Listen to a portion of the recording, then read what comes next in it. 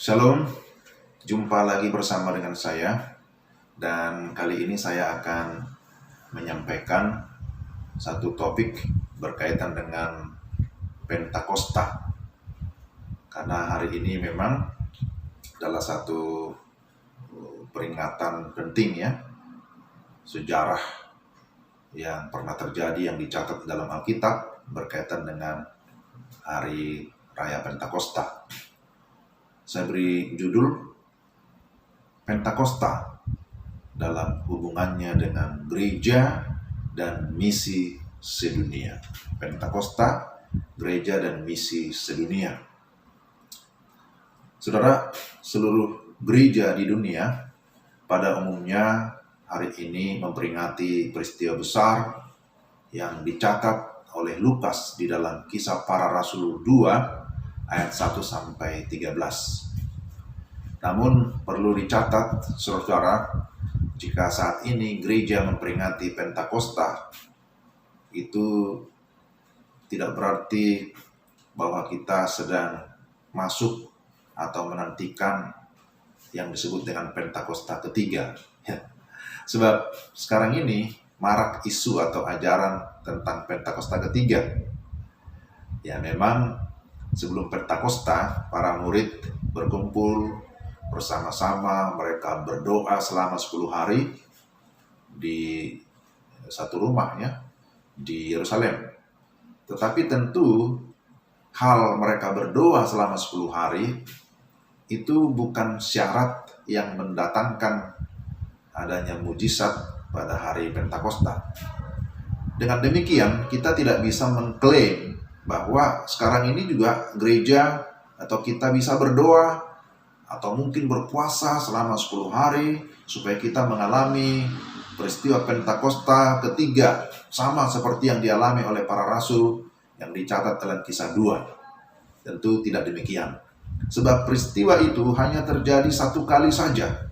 Sama seperti peristiwa Golgota hanya terjadi satu kali saja.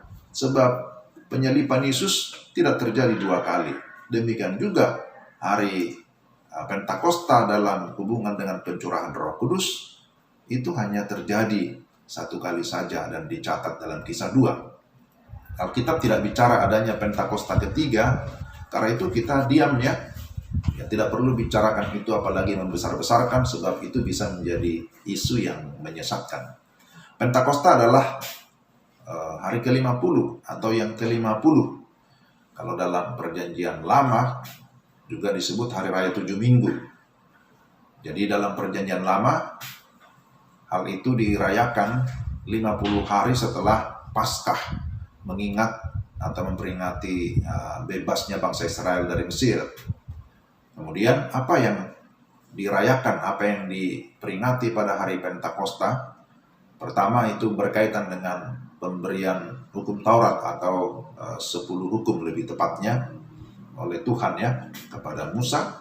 Tapi yang kedua, hal itu merupakan perayaan syukur panen gandum dalam Keluaran 34 ayat 22, Ulangan 16 ayat 10 itu dicatat. Demikianlah Pentakosta di dalam perjanjian lama. Tapi kemudian di dalam perjanjian baru, peristiwa Pentakosta itu merupakan hari ke-50 setelah kebangkitan Yesus. Ya kita tahu ya, setelah kebangkitan Yesus, lalu dia menampakkan diri 40 hari dan 10 hari kemudian sebagaimana janjinya bahwa dia akan mengutus atau memberikan Roh Kudus. Dan itulah yang terjadi di dalam Kisah pasal 2 ayat 1 sampai 13. Jadi momen Pentakosta itulah yang dipakai Tuhan sekali lagi menggenapi janjinya kepada muridnya, bagaimana dia mencurahkan atau memberikan Roh Kudus kepada orang-orang percaya yang disebut sebagai gereja Tuhan. Jadi saya ingin menyampaikan hal yang sangat penting berkaitan dengan Pentakosta. Pertama, Pentakosta ya, dan karya Roh Kudus bagi gereja. Sekali lagi bahwa Pentakosta dalam Kisah Para Rasul itu adalah peristiwa historis ya. Itu bukan mitos. Itu benar-benar terjadi. Dalam ayat 1 sampai 3 dicatat bahwa ketika murid-murid berkumpul di Yerusalem di satu rumah, tiba-tiba turunlah dari langit suatu bunyi seperti tiupan angin keras ya, yang memenuhi seluruh rumah. Nah ini kita ingat bahwa kata roh, pneuma, itu sama juga dengan angin. Dan angin itu juga dipakai melambangkan Roh Kudus dalam Perjanjian Lama. Dan tampaklah kepada mereka lidah-lidah seperti nyala api yang bertebaran dan hinggap pada mereka masing-masing. Jadi kita lihat di sini ada nyala api. Dan nyala api itu juga bisa melambangkan kesaksian ya, yang penuh dengan kuasa. Jadi angin dan api jika disatukan akan menghasilkan kobaran api di dalam diri orang percaya. Begitulah kira-kira kita bisa memaknainya demikian. Maka penuhlah mereka dengan Roh Kudus, ayat yang keempat. Perhatikan saudara-saudara, Roh Kudus sudah datang atau sudah dicurahkan. Tapi bukan hanya datang, tetapi Roh Kudus berdiam atau tinggal di dalam diri orang-orang percaya secara permanen. Sekali lagi, Roh Kudus berdiam di dalam diri orang percaya secara permanen. Jadi bukan bersifat temporal atau sementara dan tidak keluar masuk. Tetapi sebagaimana kalau kita baca dalam Yohanes 14 ayat 16 sampai 17, di sana dikatakan bahwa Roh Kudus itu mendiami orang percaya dan menyertai sampai selama-lamanya. Nah ini saya harap jelas. Ketika mereka sudah menerima dan mengalami Roh Kudus, mereka mengalami yang disebut dengan baptisan Roh Kudus. Dibaptis oleh Roh Kudus berarti dipersatukan menjadi satu tubuh Kristus. Ya, tentu ini beda dengan baptisan air, karena baptisan air itu hanya sebuah lambang saja. Lalu kemudian dikatakan di sini mereka dipenuhi oleh Roh Kudus. Dipenuhi Roh Kudus itu berkaitan dengan kuasa untuk bersaksi. Sebagaimana Kisah 1 ayat 8, bahwa Yesus berkata kepada murid-muridnya, kamu akan menjadi saksiku ya kalau kamu sudah menerima kuasa Roh Kudus. Jadi orang percaya dibaptis oleh Roh Kudus satu kali untuk selamanya. Ketika mereka percaya dan menerima Kristus sebagai Tuhan dan Juru Selamat secara pribadi. Dan dipenuhi Roh Kudus itu berulang-ulang kali. Dan bahkan terus-menerus ketika orang yang sudah percaya memberi diri dipimpin oleh Roh Kudus, maka dia akan dipenuhi oleh Roh Kudus. Jadi baptisan roh berarti saya menjadi anggota tubuh Kristus, dan kepenuhan Roh Kudus berarti bahwa tubuh saya adalah miliknya Tuhan dan berada dalam kekuasaan Tuhan. Selanjutnya kita bisa lihat bahwa Roh Kudus memberikan karunia rohani untuk pelayanan. Memang ada banyak karunia rohani, tapi salah satunya adalah bahwa mereka berbicara dalam bahasa lidah yang dapat dimengerti oleh berbagai suku bangsa yang hadir pada hari Pentakosta itu. Ini tentu berbeda dengan bahasa roh yang rame-rame, yang hiruk-pikuk dan tidak ada yang bisa mengerti, yang tidak bisa memahami. Tapi dalam peristiwa Pentakosta, bahwa Roh Kudus yang memberikan mereka karunia ya untuk melayani, dan melalui firman yang disampaikan di dalam bahasa mereka, orang-orang yang hadir pada saat itu dari berbagai suku bangsa bisa mengerti, bisa memahami apa yang disampaikan. Jadi kita lihat bahwa Pentakosta mempersatukan orang-orang percaya di dalam roh. Untuk apa? Untuk memuji dan memuliakan Allah. Tentu ini kontras dengan peristiwa Menara Babel, yang dahulu satu bahasa, kemudian bahasanya menjadi kacau sehingga tidak mengerti satu dengan yang lain. Dan akhirnya apa yang terjadi? Mereka tercerai-berai.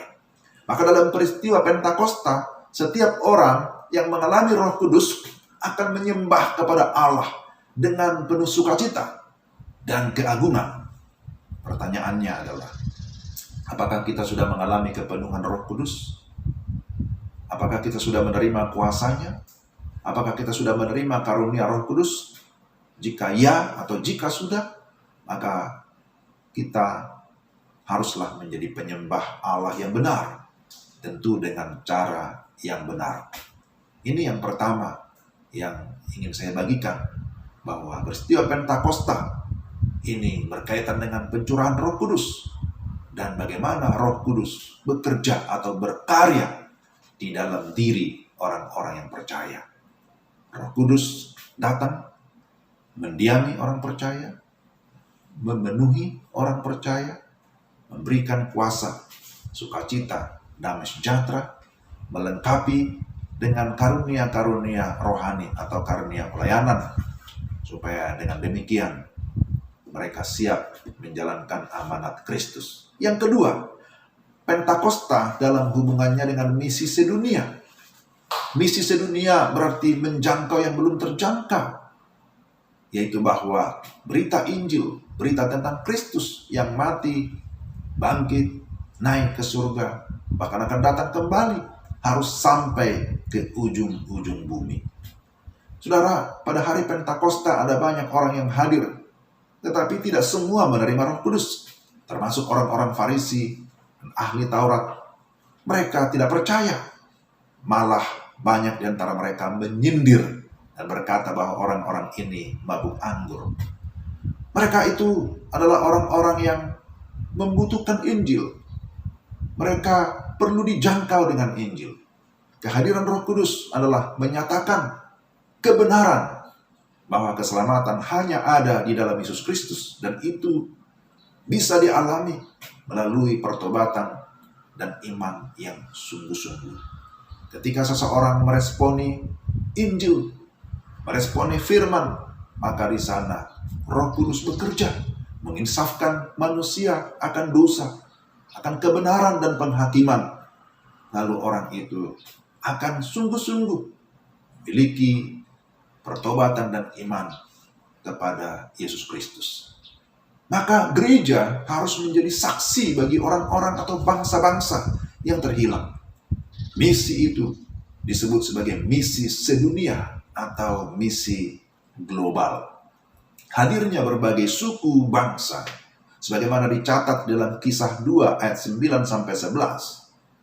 Setidak-tidaknya di sana kalau kita baca ada 14 suku bangsa yang dicatat. Ia menunjukkan bahwa Allah mengasihi segala bangsa, bahwa Yesus adalah Mesias bagi segala bangsa. Hal itu menjadi konfirmasi dari Kisah 1 ayat 8. Saya ulangi lagi, di sana dikatakan bahwa kamu akan menjadi saksiku di Yerusalem, seluruh Yudea dan Samaria, dan sampai ke ujung bumi. Dan kita lihat dalam Kisah pasal 2, Petrus sudah memulai pekerjaan misi dengan khotbahnya di Yerusalem. Tapi kemudian bukan hanya di Yerusalem. Kalau kita baca dalam Kisah 8, Kisah 10-12, bahwa misi pekabaran Injil berlanjut ke Yudea, Samaria, bahkan sampai ke ujung bumi, kepada orang-orang non-Yahudi, kepada orang-orang yang ada di Roma. Seorang teolog bernama Henry Martin pernah berkata, Roh Kristus adalah roh misi, dan semakin dekat kita kepadanya, harus semakin kuat misi kita.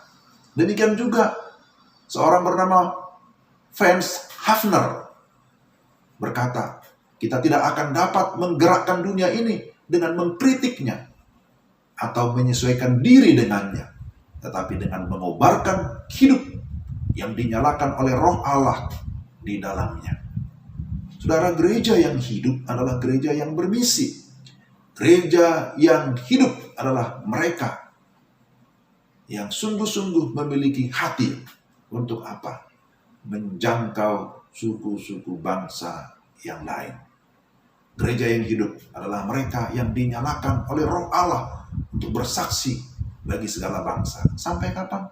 Sampai Kristus datang kembali.